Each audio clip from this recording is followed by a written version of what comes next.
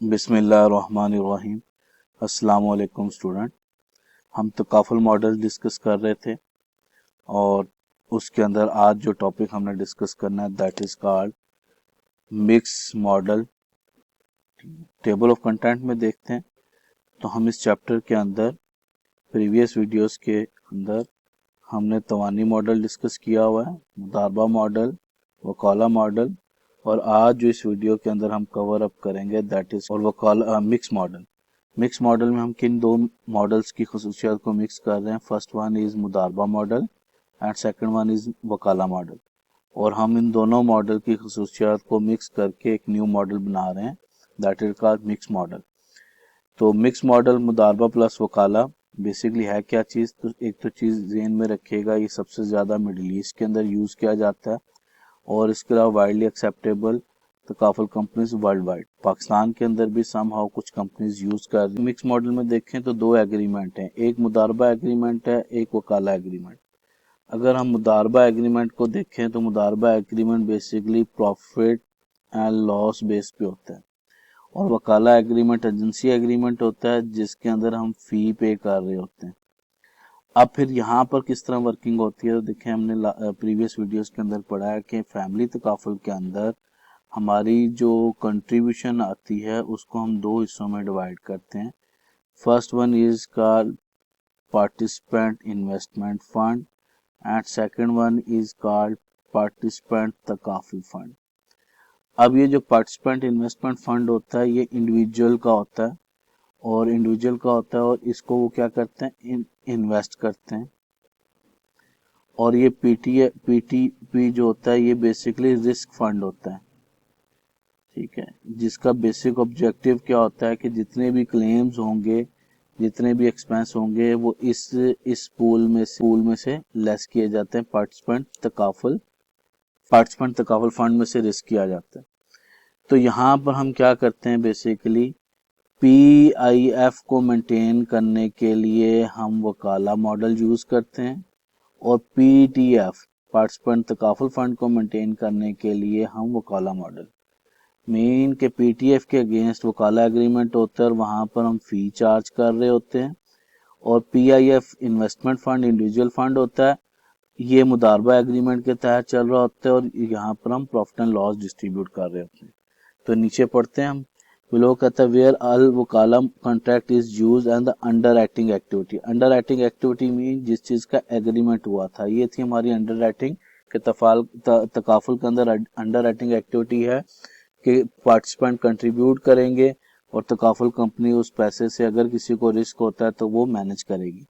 और उसके बाद वाइल द मुदारबा contract is adopt by the investment activity, और इन्वेस्टमेंट एक्टिविटी किस साइड पे आ रही है, हमारे पास पीआईएफ अकाउंट के अंदर इन्वेस्टमेंट एक्टिविटी आ रही होती है, तो वो अल मुदारबा एग्रीमेंट के तहत चलता है। अब यहाँ पर देखते हैं, फर्दर इसको डिस्कस करते हैं। तो कहता है shareholder act as the वकील। अगर एजेंसी एग्रीमेंट होगा तो एज अ वकील on the behalf of the participant the management their fund, whereby the तकाफुल company shareholder receive contribution, pay claim, arrange re तकाफुल and all others necessary activity related to तकाफुल fund, और उसके against वो क्या कर रहे होते हैं, तकाफुल फी चार्ज करो जिसको हम वकाला फी कहते हैं। अगर इस मॉडल को देखें तो फर्दर तो कहता है which is usually the percentage of contribution paid by each participant. ये वकाला एग्रीमेंट वकाला मॉडल के अंदर भी हम देखते थे कि जो फी होती है वो परसेंटेज बेस होती है और ये परसेंटेज मोस्टली कैलकुलेट की जाती है ऑन कंट्रीब्यूशन। कहता है on the investment side, yes investment side, और हमने पहले डिस्कस किया इन्वेस्टमेंट साइड पे हम लोग मुदारबा मॉडल को यूज करेंगे। The company invest the surplus contribution in शेरिया based instrument based on the al-mudarba contract, whereby the company act as the mudarib on the behalf of participant, al-rabbul mal और capital provider।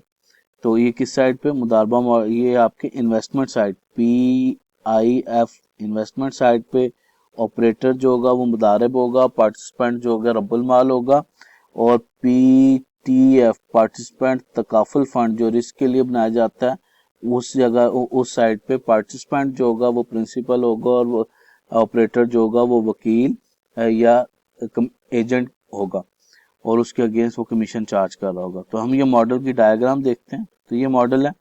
तो देखिए हमने participant ने जितना contribute किया 2 accounts में distribute किया। पहला पार्टिसिपेंट अकाउंट है जिसको हम लोग PIA account participant investment account कहते हैं या पार्टिसिपेंट इन्वेस्टमेंट फंड भी कहा जाता है।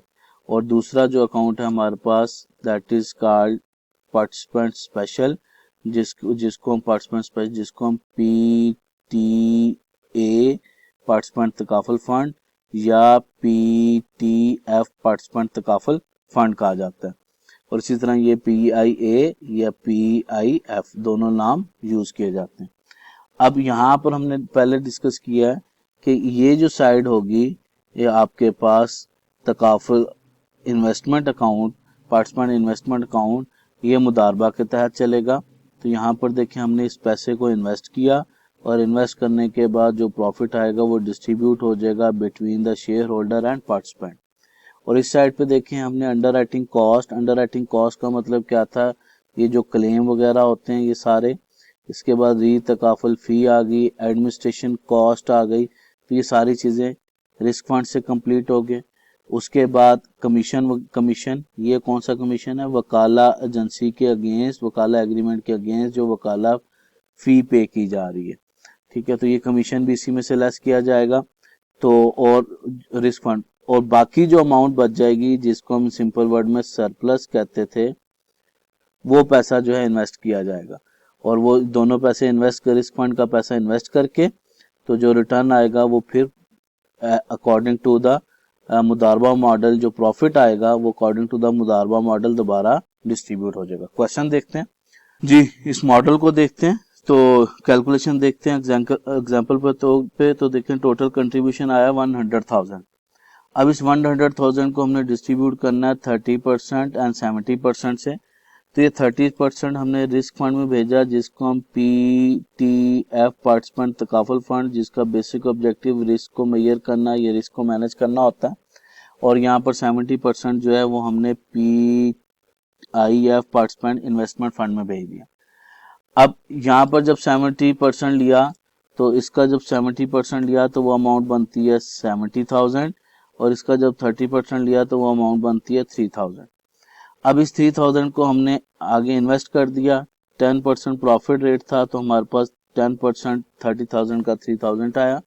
70,000 का जब 10% प्रॉफिट रेट निकाला तो वो हमारे पास 7,000 आया। अब क्योंकि यहाँ पर जो हमारे पास 7,000 प्रॉफिट आया है तो प्रॉफिट इन्वेस्टमेंट यहाँ पर PIF पार्टिसिपेंट इन्वेस्टमेंट अकाउंट को मेंटेन करने के लिए हमने मुदारबा एग्रीमेंट किया हुआ है। मुदारबा एग्रीमेंट मीन हमने प्रॉफिट एंड लॉस को शेयर करना है between the share holder and participant. तो अगर हमारे पास पार्टिसिपेंट और उसका शेयर होल्डर का पैसा 20% और 80% है तो 7,000 का 20% लेंगे, वो अमाउंट बनती है 1,400। ये शेयर होल्डर या तकाफुल ऑपरेटर को चला गया और उसका 80% लिया तो हमारे पास बना 5,600। तो इस टाइम पार्टिसिपेंट के अकाउंट में अपना पैसा कितना पड़ा हुआ है, तो सबसे पहले तो 70,000 जो उसको कंट्रीब्यूशन से आया था और 5,600 जो कि 7,000 प्रॉफिट का 80% है, तो टोटल उसके अकाउंट में पैसा बना 75600। और इस साइड पे हमारे पास पार्टिसिपेंट PTF देखें तो PTF में 30,000 उसको कंट्रीब्यूशन से आया था और 3,000 उसको प्रॉफिट, तो टोटल इस टाइम उसके अकाउंट में जो पैसा पड़ा हुआ है रिस्क फंड के अंदर दैट इज 33,000। अब इस 33,000 में से हमने क्लेम लेस करने, और हमने लास्ट टाइम भी डिस्कस किया था क्लेम परसेंटेज में होते हैं मोस्टली परसेंटेज ऑफ इन्वेस्टमेंट। तो 10% क्लेम है तो कंट्रीब्यूशन था 100,000, उसका 10% लेंगे तो 10,000 आ गया। Underwriting cost mean administration expense, दफ्तर के जो खर्चे होंगे सैलरी स्टाफ की वो सारी चीजें 5,000 वो हैं। कमीशन, ये कमीशन जो है ये वो कमीशन है जो कि हमने क्योंकि हमने यहाँ पर डिस्कस किया था कि PTF अकाउंट जो होगा ये वकाला एग्रीमेंट के तहत चल रहा होगा और वकाला एग्रीमेंट में हम वकाला फी पे करते हैं, तो ये जो कमीशन है ये वकाला फी है।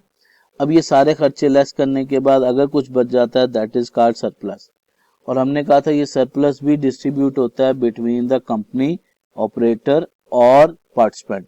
तो उसी रेशियो से होगा जो यहाँ पर था 20-80, तो 20 और 80, तो इसमें से 23,000 का 20% जो है 7600 कंपनी को या ऑपरेटर को चला जाएगा और उसका 80% 2400 जो है वो पार्टिसिपेंट को मिल जाएगा।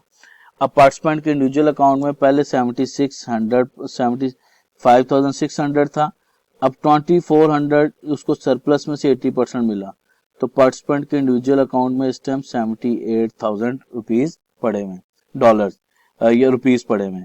और अगर हम देखा जाए पीटीएफ को, तो पीटीएफ को हमने सरप्लस डिस्ट्रीब्यूशन के बाद पीटीएफ को यहाँ पर डिस्ट्रीब्यूशन करने के बाद पीटीएफ को हमने 0 कर दिया।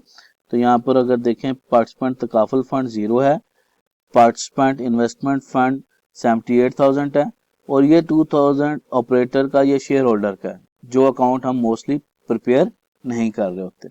तो ये था हमारे पास मिक्स मॉडल। तो दोबारा रिपीट करते हैं, मिक्स मॉडल के अंदर जो हमारी पार्टिसिपेंट रिस्क फंड वाली, पार्टिसिपेंट तकाफुल फंड वाला एरिया है, ये हम वकाला एग्रीमेंट के तहत चलते हैं, और जो हमारे यहाँ पार्टिसिपेंट इन्वेस्टमेंट फंड का एरिया है, ये हम लोग मुदारबा एग्रीमेंट के तहत चलते हैं। तो ये दोबारा एक दफ़ा देख लें बड़ी पिक्चर में, और जज़ाकल्लाह, अल्लाह हाफिज़।